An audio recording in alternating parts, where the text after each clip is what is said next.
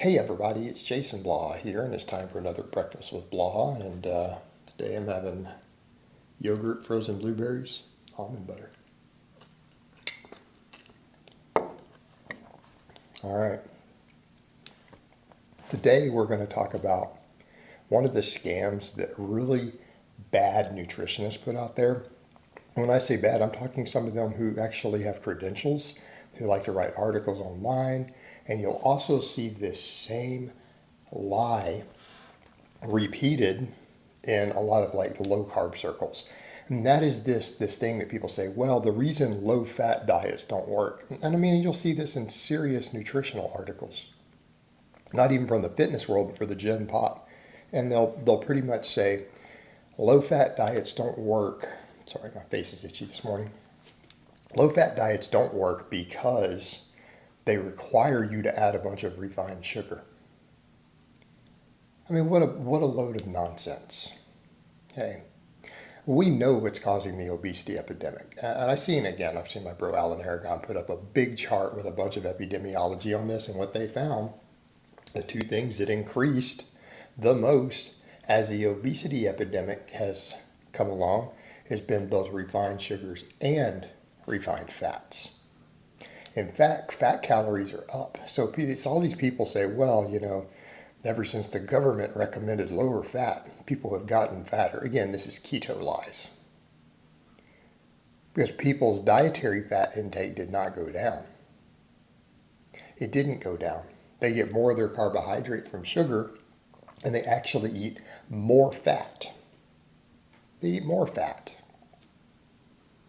Again, in the forms of vegetable oils and some extent butter and stuff, but mainly the extra vegetable oils. They add fat to everything.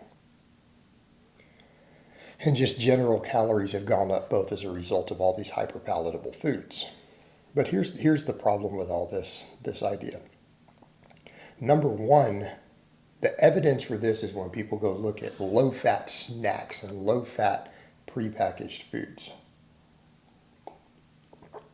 Okay. Anyone with any common sense already sees the problem.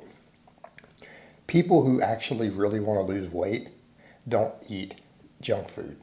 They're not going and saying, oh, look at this reduced fat salad dressing.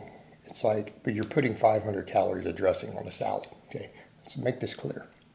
No one who is serious about losing fat does shit like this. Oh, this reduced fat muffins. Not all the extra fat calories being replaced with sugar. Okay.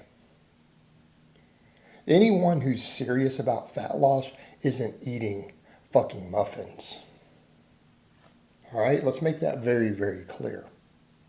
Anyone who is serious and actually trying to lose fat is not dumping 500 calories of salad dressing on a salad, and they're not eating healthy muffins. And by the way, the keto ones are the keto people who push the other end are just as bad. All three of those will make you equally fat due to overeating and a high hyperpalatable, calorically dense foods. Regular old muffins, keto muffins, low fat, higher sugar muffins. Okay. You don't eat that stuff if you're trying to lose body fat unless you are a very serious high energy turnover athlete, which I am, and I still don't eat those things when I'm losing body fat because they make me hungry. All right, I would rather fill that with fruits and vegetables. I fill it with fruits and vegetables. But this idea that reducing fat is somehow not helpful.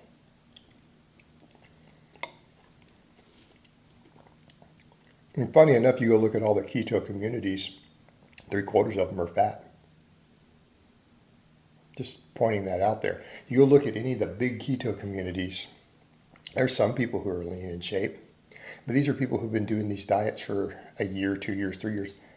Most of them are still fat people. They're not lean. They're not athletic. There are plenty of major keto experts out there who are tubby. I mean, this is nonsense. And I'm not saying keto itself can't work. It certainly can. It's not inherently going to make you leaner. You still have to create a calorie deficit. And here's why carbohydrates are better than fat for the most part. And I'm not promoting ultra low fat diets here either. I mean, I have almond butter in my food. I add fat back into my diet for health purposes, for nutritional purposes. But it's not good for satiety because gram per gram, there's 4 calories in a gram of carbohydrate, 9 calories in a gram of fat. For the same basic food volume, it's over twice the calories.